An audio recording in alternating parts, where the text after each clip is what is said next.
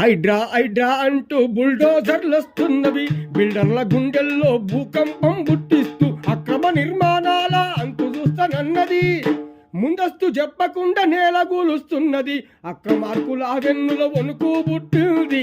అదిగో అదిగో చూడు హైడ్రా వస్తుంది.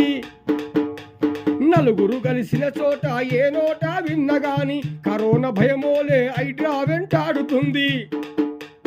చెరువులు కుంటలు మింగి నాలాలు కబ్జ చేసి అక్రమంగా బిల్లాలు అధిగమించి కట్టినోళ్ళు గజ గజ గజ వణుకుతుండ్రు. హైడ్రా పేరింటేనే అక్రమార్కుల వెన్నుల వణుకు పుట్టింది.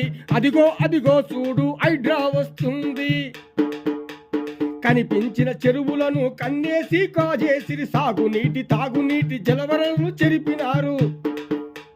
రాత్రికి రాత్రే మట్టితోని పూడ్చినారు. ప్లాట్లు చేసి అమ్మినారు. పేదోళ్లను ముంచినారు. ఇప్పుడొచ్చి కూలుస్తుంటే అప్పుడేమి చేసిండ్రు. అక్రమార్కుల వెన్నుల వణుకు పుట్టింది. అదిగో అదిగో చూడు హైడ్రా వస్తుంది. అన్ని తెలిసిన అధికారులు నిమ్మకు నీరెత్తినట్టు డబ్బులు బాగా దొబ్బి అనుమతులు ఇచ్చినారు.